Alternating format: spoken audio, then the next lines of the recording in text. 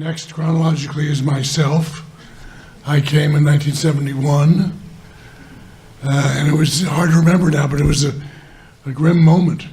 It was 2.5 years into the first Nixon-Kissinger administration, and the Soviets were fed up with Nixon, who was then secretly planning his trip to what we called at the time Red China.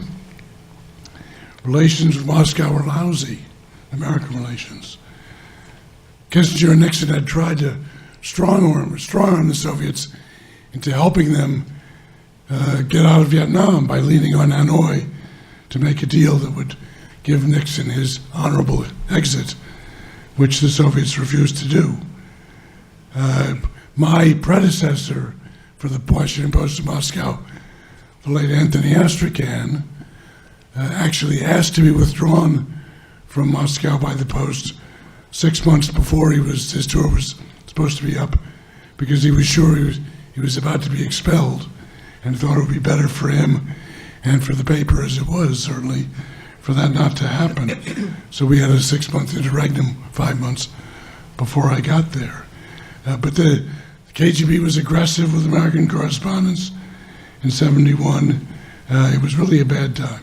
But, and this is the only thing probably I'll ever be really grateful to Richard Nixon for, he saved my tour of duty.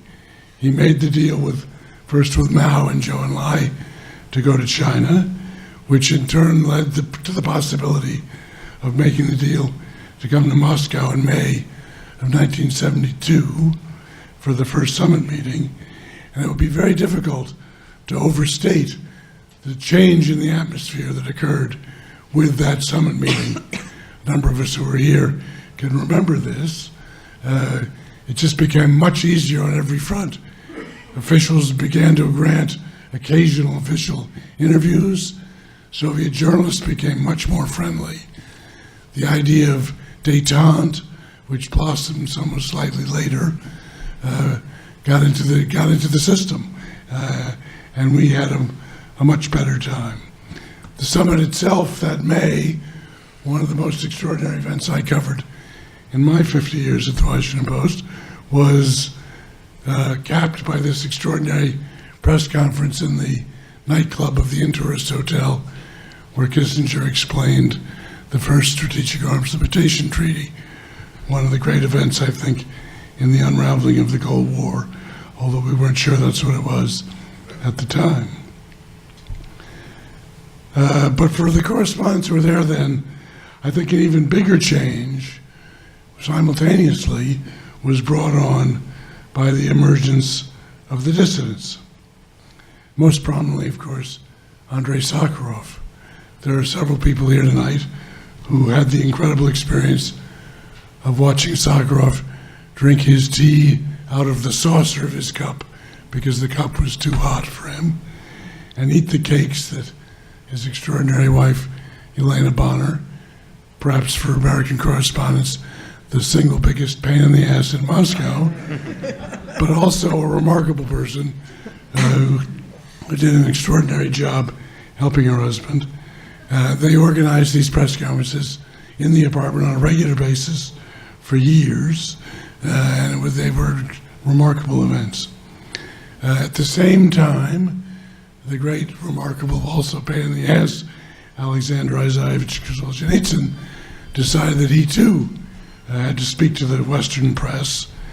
Unfortunately for our colleagues, but happily for Rick Smith and me, he chose the two of us to do this. And we had an amazing interview with Solzhenitsyn in his mother-in-law's apartment off Gorky Street in April of 1972, which was timed to take advantage of the impending Nixon visit. And then there were also at this time a burgeoning number of what became known as refuseniks, Jews, including some very prominent Soviet intellectuals and artists who had taken what was then a very courageous step to apply for immigration to Israel, and that became possible in 74, 75, 73, 74, 75. Many of whom were forced to wait a year or two, 3, to be finally given a visa that allowed them to leave. In that interregnum, when they were literally refused their visas, their papers to leave, they became wonderful sources for American correspondents. They became some of the only free people in the Soviet Union who felt no qualms suddenly about talking to agents of Yankee imperialism, i.e. us. So as a result, what had begun in the summer, fall of '71 as a pretty dreary and difficult assignment turned into an absolutely fantastic adventure, which I benefited from enormously. I really felt that it's the best experience of my life and career. Hard to compare with anything else.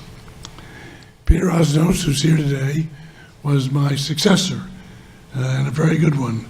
I'm going to put him on the spot. He doesn't have to respond, but I remember vividly a conversation that we had as he arrived at the end of June or the beginning of July 1974, when he told me that he was very optimistic, that he hoped that maybe he could become the détente era correspondent of the Washington Post and take advantage of fundamental improvements in the Soviet-American relationship. It didn't pan out, and if you're willing, Peter, in a minute I'll give you the microphone and you can tell us why.